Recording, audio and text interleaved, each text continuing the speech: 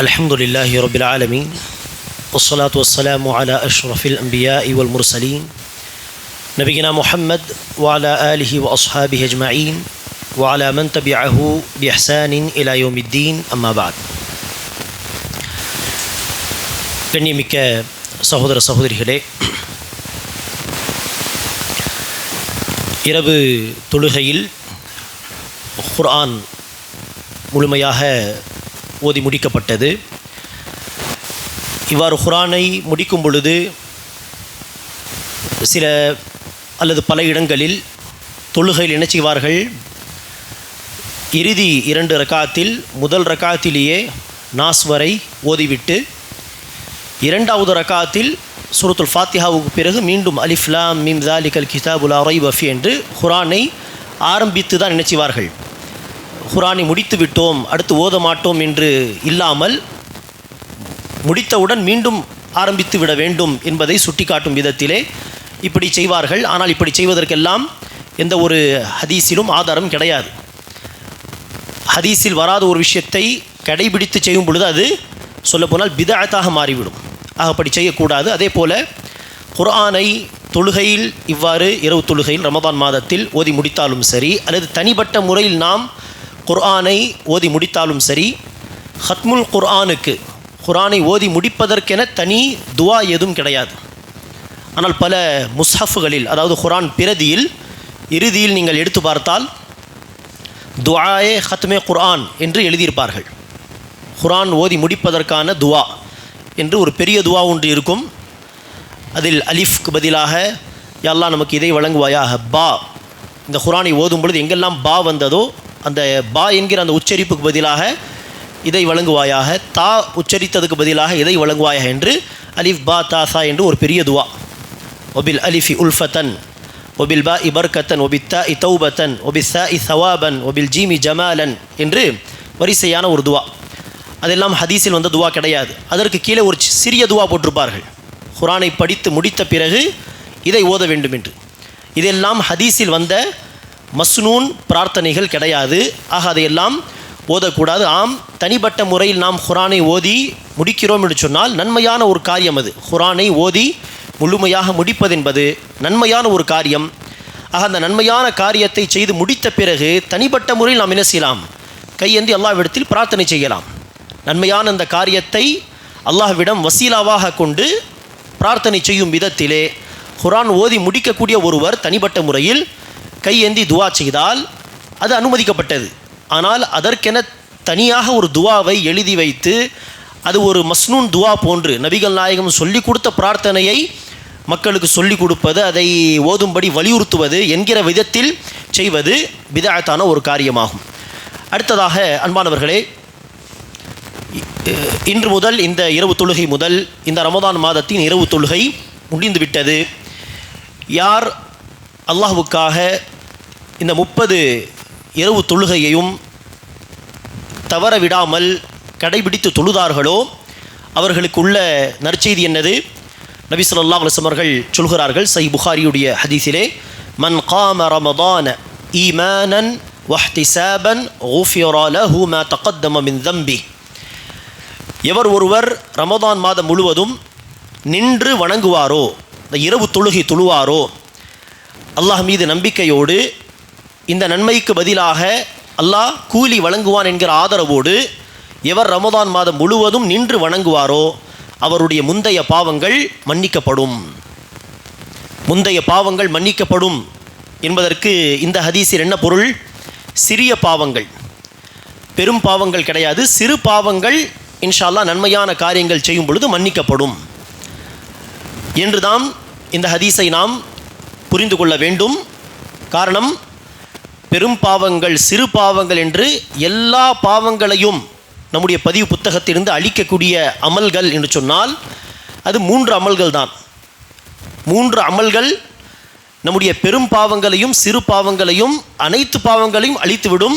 அந்த பெரும் பாவங்களுக்கு நாம் அல்லாஹ்விடத்தில் அந்த பாவத்தை சொல்லி வருந்தி தௌபா கேட்காவிட்டாலும் சரி. அந்த 3 அமல்கள் என்னது? இஸ்லாத்தை ஏற்பது. குஃப்ரில் ஷிர்கில் இருந்த ஒருவர் இஸ்லாத்தை ஏற்கிறார் என்று சொன்னால் அந்த இஸ்லாத்தை ஏற்பது என்கிற அந்த அமல் முந்தைய எல்லா பாவங்களை அழித்துவிடும். ஃப்ரெஷ்ஷான ஒரு வாழ்க்கை. அடுத்து அதேபோல்தான் ஹிஜ்ரத் செய்வது. அல்லாஹ்வின் பாதையில் தன்னுடைய சொந்த ஊரை, சொந்த நாட்டை விட்டுவிட்டு அல்லாஹ்வுக்காக, தன்னுடைய ஈமானின் பாதுகாப்புக்காக எவர் ஒருவர் வேறு ஊருக்கு சென்று விடுகிறாரோ, இது சாதாரண கொஞ்ச நெஞ்ச தியாகம் கிடையாது, பெரிய குர்பானி. இது இவ்வளவு பெரிய குர்பானி யார் தருவார்களோ அல்லாஹ்வுக்காக, அல்லாஹ் அவர்களுடைய முந்தைய எல்லா பாவங்களையும் அழித்து விடுகிறான். அதேபோல் தான் மூன்றாவது ஹஜ் செய்வது. அல்லாஹ்வுக்காக ஒருவர் இஹ்லாஸோடு ஹஜ் செய்து திரும்பி வந்தால், ஒரு குழந்தை எப்படி தாயின் வயிற்றிலிருந்து பிறக்குமோ அப்படி அவர்கள் திரும்பி வருவார்கள் என்கிற ஹதீஸ் நாம் எல்லோரும் அறிவோம். ஆக இஸ்லாம், ஹிஜ்ரத், ஹஜ் இந்த 3 அமல்கள் தான் பெரும் பாவங்களையும் சேர்த்து எல்லா பாவங்களையும் அழிக்கக்கூடிய, பரிகாரமாக அமையக்கூடிய நன்மைகளாகும்.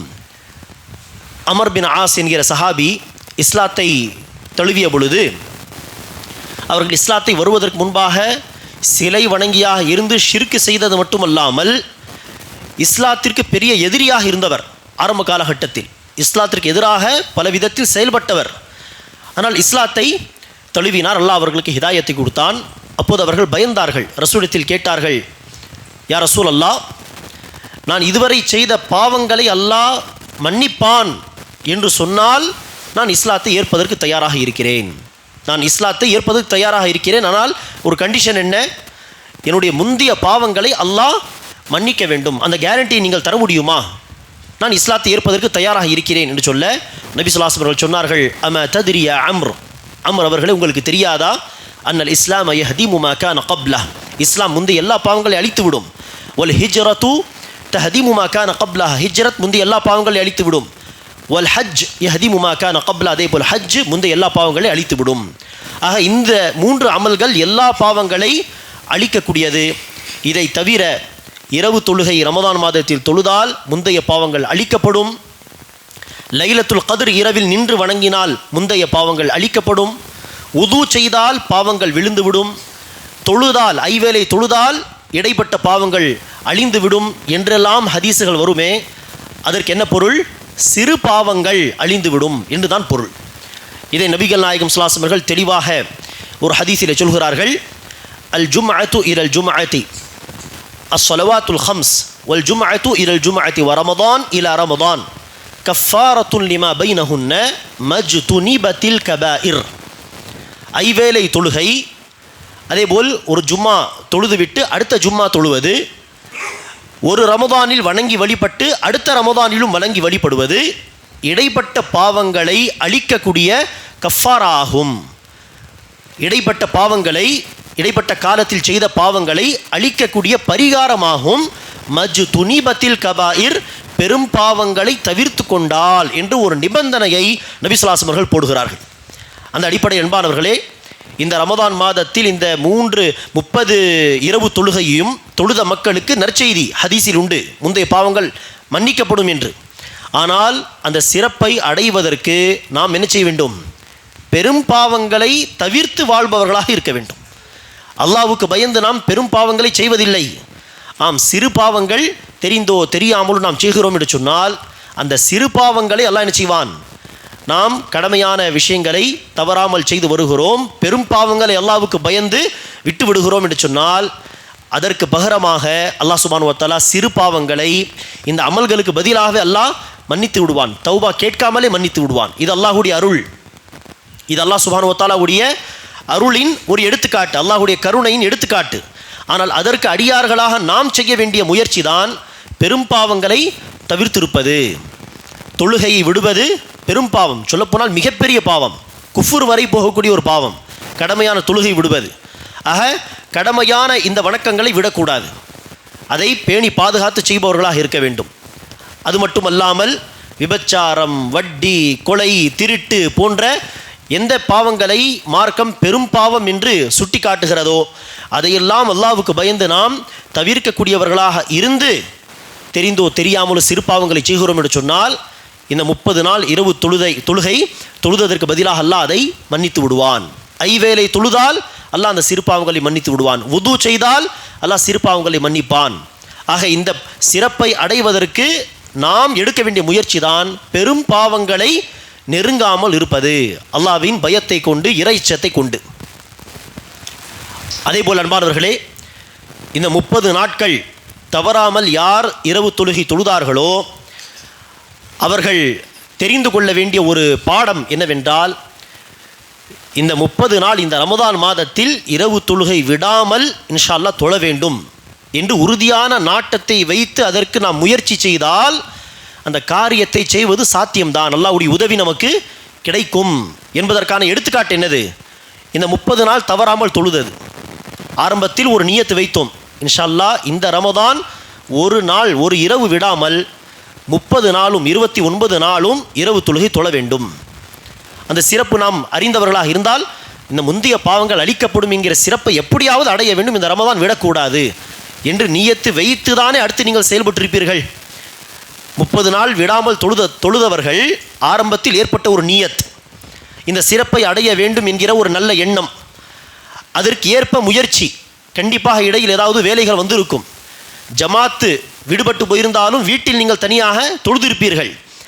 ஆக இந்த முயற்சி எல்லாமே எதை சுட்டி காட்டுகிறது என்று சொன்னால், ஒரு நன்மையான காரியத்தை செய்ய வேண்டும் என்று உறுதியான நாட்டம் ஏற்படுவது அவசியம்.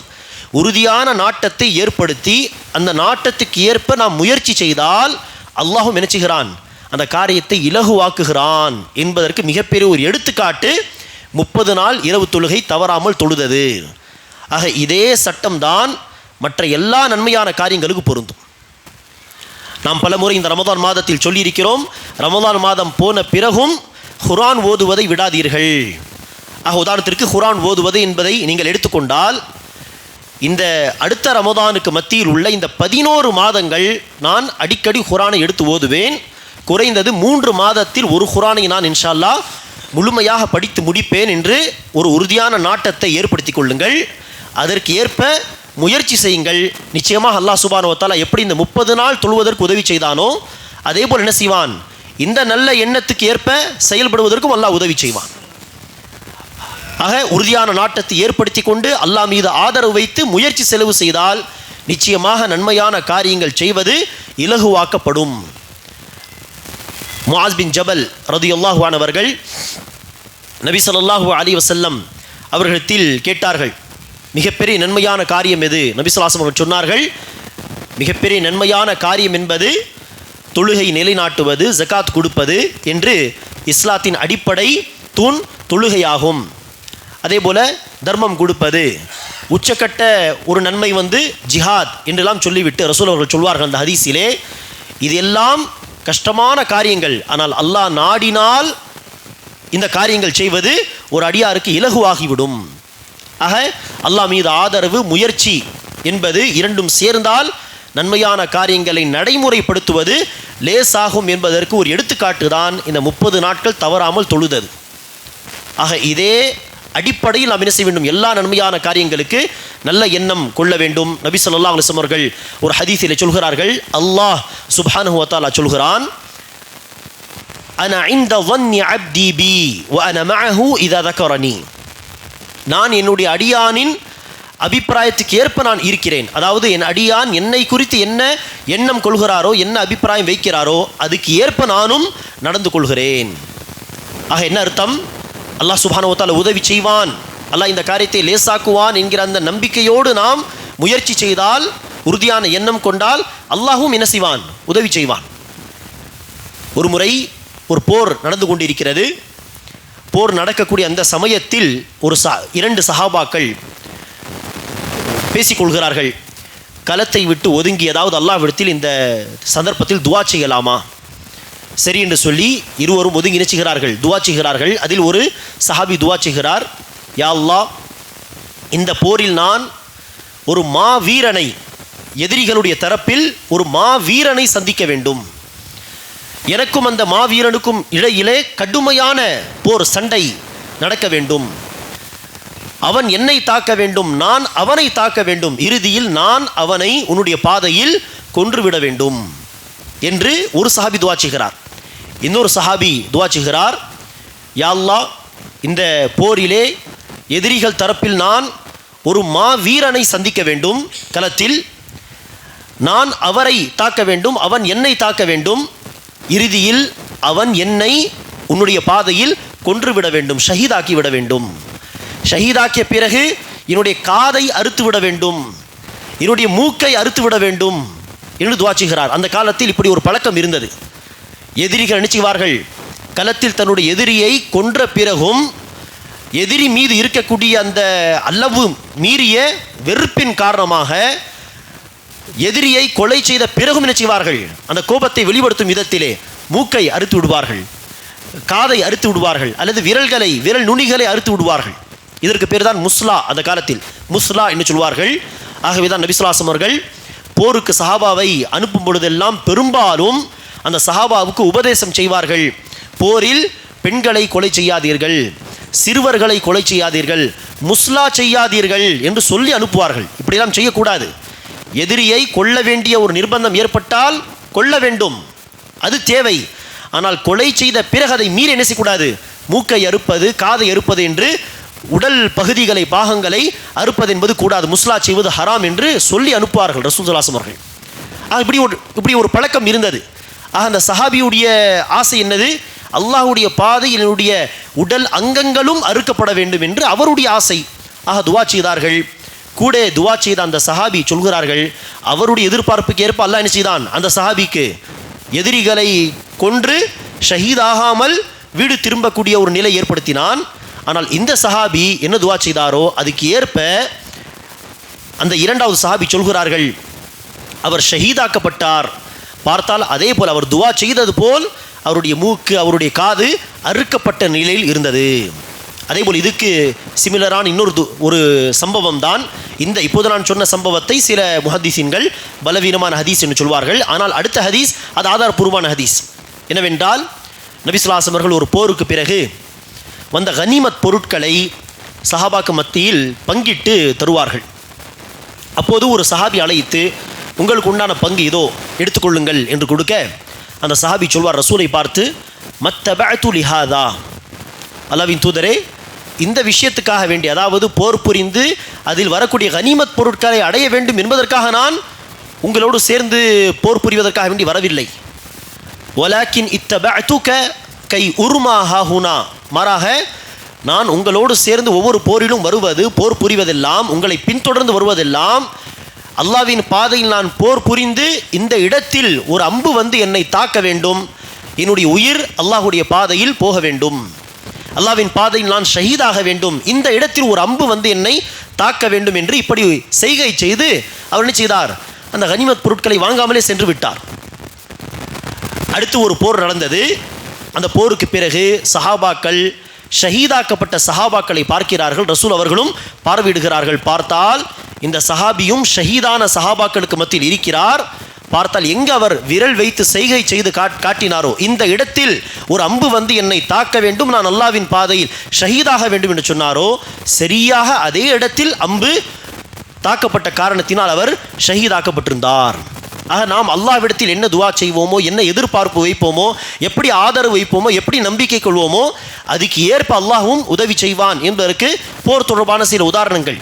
ஆக இப்படி அன்பானவர்களே, உறுதியான நாட்டம், எப்படி 30 நாள் தொழுவேன், இன்ஷா அல்லாஹ் இடையில் ஒரு தொழுகையும் விடக்கூடாது, ஏதாவது வேலைகள் வந்தாலும் தனியாக நான் தொழுது விடுவேன் என்று உறுதியான அந்த நாட்டத்துக்கு ஏற்ப நாம் முயற்சி செய்யும் பொழுது அல்லாஹ் உதவி செய்கிறானோ, அந்த நன்மையான காரியத்தை நடைமுறைப்படுத்துவதை எல்லாம் லேசாக்கி தருகிறானோ, இதே சட்டம் தான் எல்லா நன்மையான காரியங்களுக்கும் என்பதை நாம் கவனத்தில் கொண்டு குர்ஆன் ஓதுவது, திக்ர் செய்வது, அதே போல ஐவேளை தொழுகையை விடாமல் கடைபிடித்து தொழுவது என்கிற எல்லா விஷயங்களிலும் நாம் இதே சட்டத்தை பின்பற்றி நடந்தால் அல்லாஹ் சுப்ஹானஹு வ தஆலா நமக்கு இந்த காரியங்களை லேசாக்கி தருவான்.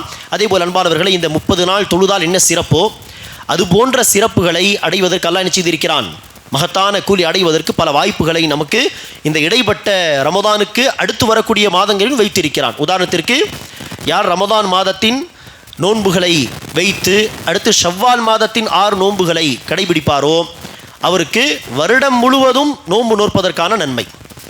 சின்ன முயற்சி, ஆனால் மகத்தான கூலி. 30 நாள் இரவு தொழுகை தொழுதால் முந்தைய எல்லா சிறிய பாவங்கள் மன்னிக்கப்படும். ஒரு விதத்தில் பார்த்தால் முயற்சி குறைந்தது, ஆனால் கூலி என்னது, மகத்தானது, நிறைவான கூலி. அதே போல்தான் நிறைவான கூலி பெறுவதற்கான இன்னொரு வாய்ப்பு ரமதானுடைய நோன்பு வைத்து ஷவ்வாலுடைய 6 நோன்பு. அந்த 6 நோன்பு தொடர்பாக அந்த 6 நோன்பை நீங்கள் ஷவ்வால் மாதத்தில் பிரித்தும் வைக்கலாம், அல்லது ஒரேடியாக பெருநாளுக்கு அடுத்து ஆரம்பித்து ஒரேடியாக 6 நாள் வைத்து முடிக்கலாம், அல்லது ஒரு நாள் வைத்து அடுத்து 2 நாள் கேப், அடுத்து ஒரு நாள் என்று கூட நீங்கள் ஷவ்வால் மாதம் முடிவதற்குள் அதை வைத்து முடிக்கலாம். சரி, யார் ரமதான் மாதத்தில் சில நோன்புகளை விட்டுவிட்டார்களோ அவர்கள் விடுபட்ட நோன்பை வைத்து பிறகு ஷவ்வாலுடைய 6 நோன்பு வைத்தால் அதுவே இன்ஷா அல்லாஹ் சிறந்தது. இது தொடர்பான ஹதீஸுக்கு மிக நெருக்கமானது. ஆனால் இல்லை, என்னால் ஷவ்வாலுடைய 6 நோன்பு வைத்து அதற்கு முன்பாக விடுபட்ட நோன்பை வைப்பதாக இருந்தால் என்னால் முடியாது என்று சொன்னால் அல்லாஹ்விடத்தில் கூலி எதிர்பார்த்து ஷவ்வாலுடைய 6 நோன்பு வைத்து பிறகு கதா செய்தாலும் அல்ஹம்துலில்லாஹ். அப்படியும் அறிஞர்களுடைய கருத்து உண்டு. அதேபோல் பல பேர் கேட்பார்கள், ஷவ்வாலுடைய 6 நோன்பில் விடுபட்ட கதா நோன்பை சேர்த்து நியத்தை சேர்த்து வைக்கலாமா? அப்படியெல்லாம் சேர்க்க இயலாது. கதாவுடைய நோன்பு கணக்கு தனி, ஷவ்வாலுடைய 6 நோன்பு கணக்கு தனி. ஆம், நீங்கள் கதா நோன்பை என்ன செய்யலாம்? திங்கள் கிழமை நோன்பு, வியாழக்கிழமை சுன்னத்தான நோன்பு, அல்லது ஒவ்வொரு மாதம் வரக்கூடிய 3 பிறை 13, 14, 15 ஐயாமுல் பீதுடைய நோன்பு, அல்லது ஆஷூரா நோன்பு வரும், இடையில் அரஃபா நோன்பு வரும். இப்படிப்பட்ட நோன்புகளை என்ன செய்யலாம்? கதா நோன்பை சேர்த்து கொள்ளலாம். ஆனால் ஷவ்வாலுடைய 6 நோன்பை என்ன செய்ய முடியாது? கதா நோன்பை சேர்த்து நியத்தை சேர்த்து வைக்க முடியாது.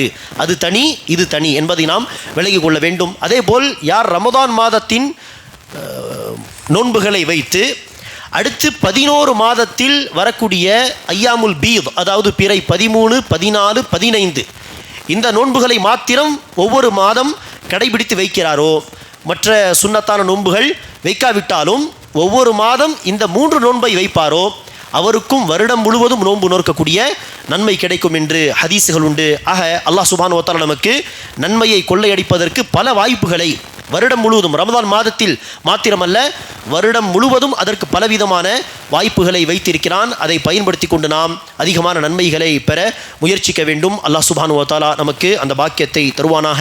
ரமதான் மாதத்தில் நாம் செய்த வணக்க வழிபாடுகளை அல்லாஹ் சுப்ஹானஹு வ தஆலா, அதில் பல குறைபாடுகள் இருக்கும், உள்ளட்சம் குறைவாக இருக்கும், சில சமயம் இஹ்லாஸ் அடிபட்டு போயிருக்கும். அல்லாஹ் சுப்ஹானஹு வ தஆலா தன்னுடைய அருளால் அந்த பிரச்சனை எல்லாம், அந்த பாவங்களை எல்லாம் மன்னித்து நம்முடைய இந்த வணக்க வழிபாடுகளை கபூல் செய்து அதற்கு நிறைவான கூலியை தருவானாக.